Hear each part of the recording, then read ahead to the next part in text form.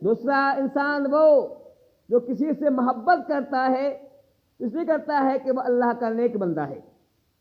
محبت کا معیار نیکی ہے، پارسائی ہے، صالح ہونا ہے، متقی ہونا ہے۔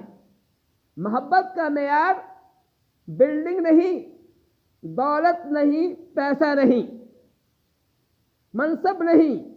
اگر کسی محبت کرتے اس لیے محبت کرتے کہ وہ نیک آدمی ہے تو ایسا کرنے والا اللہ تعالیٰ فرماتے ہیں وہ ایمان کا مزہ پالے گا، ایمان کا لطف پالے گا۔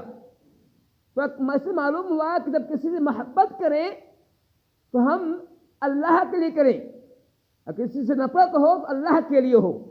اگر کوئی آدمی شرابی ہے، پیکر ہے، جوئے باز ہے، بد دین ہے، اس نفرت کرتے ہیں اس لیے نفرت کریں کہ وہ بے دین آدمی ہے۔ اگر کوئی آدمی نیک ہے، متقی ہے، تو محبت سے کرے کہ وہ اللہ کا متقی آدمی ہے۔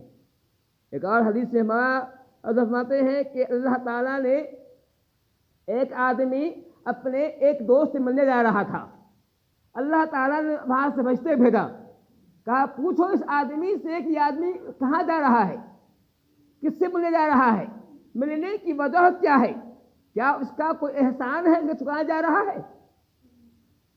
تو وہ آدمی فرشتے آتے ہیں، اسے پوچھتے ہیں کہ اے جانے والے بتا تو کہاں جا رہا ہے، تمہارے جانے کی غرض کیا ہے؟ وہ کہتا ہے کہ اس لیے میں جا رہا ہوں کہ وہ آدمی جس سے میں محبت کرتا ہوں وہ نیک آدمی ہے، متقی آدمی ہے، پارسا آدمی ہے، اللہ والا ہے، صالح آدمی ہے، اس سے مل جا رہا ہوں۔ کہا تمہاری یہی غرض ہے؟ کیا غرض نہیں؟ کہا کوئی غرض نہیں ہے۔ کہا سنو، جس کی غرض یہ ہو اللہ تعالیٰ اس سے راضی ہو جاتا ہے، اللہ بھی اس سے محبت کرتا ہے، اور جو آسمان بھیجتے ہیں وہ بھی اس سے محبت کرتے ہیں۔